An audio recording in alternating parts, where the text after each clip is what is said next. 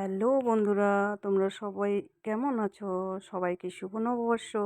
এটা বছরের প্রথম দিনের ভিডিও। তোমাদের সাথে নিয়ে চলে এসেছি একটা নতুন একটা ভিডিও। তোমরা সবাই কেমন আছো? আমি তো বেশ ভালো আছি। এই যে দেখো, যেহেতু বছরের প্রথম দিন, আমরা নদীতে পুজো দিই।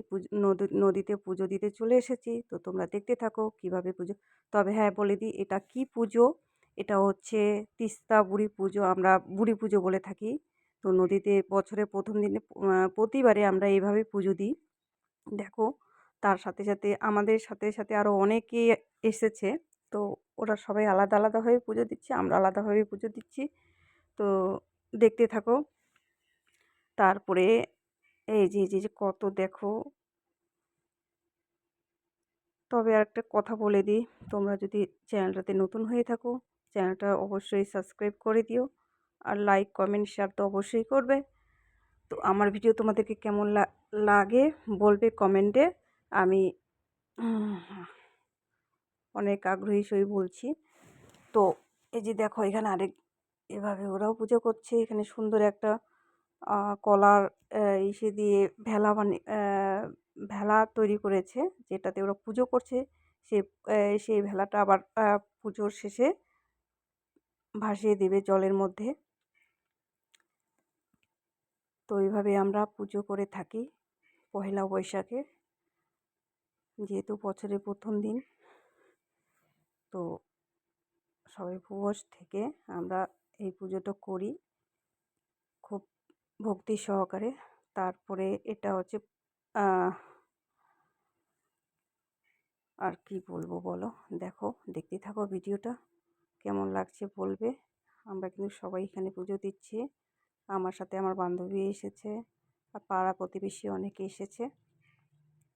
পুজো দেওয়ার পর আমরা নদীতে স্নান করেছি। স্নান করার পরে বাড়ি বাড়ি গেছি। তো যাই হোক, এখানে অনেকে সবাই আনন্দ করছে। তো আমিও একটু আনন্দ করেছি।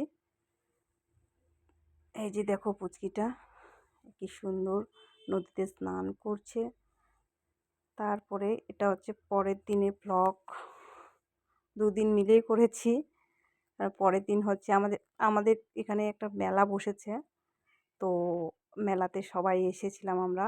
এই যে দেখতেই পারছো কে কে এসেছি। তারপরের দিন আরেকটা কথা, আমার পরের দিন আমার বার্থডে ছিল। তো বার্থডেটা যে আমাকে এত সারপ্রাইজ পাবো আমি ভাবতে পারিনি। আমি নিজেই সারপ্রাইজ হয়ে গেছি। তো আমি যেহেতু একটা কাজ করি, তো ওই কাজের সূত্রে আমি তো স্কুলে প্রতিদিনই যাই। তো সেই দিনেও গেছি। তারপরে এসে দেখি কেক, আমার জন্য গিফট রেডি। তো যাই হোক, কেকটা আমি মেলা থেকে আসার পরেই কেটেছি সবাই মিলে। তো আমার মেয়ে তো খুবই খুশি। মানে ও ও জানতো, আমি জানতাম না যে আমার জন্য কেক আসবে। তারপরে ও পরে তাড়াহুড়া করে বাড়িতে এসে রেডি করছিল। তো ভিডিওটা বেশি লম্বা করব না, কারণ আমি যতটুকু পেরেছি ভিডিওটা রেকর্ড করার চেষ্টা করছিলাম। তো জানোই তো, একা একা হয় না। আর পাশে আমার একটা ভাস্তা ছিল, ওই করে দিয়েছে যতটুকু পেরেছে। তো এখানে আমার মেয়ে আমাকে গিফট দিয়েছে।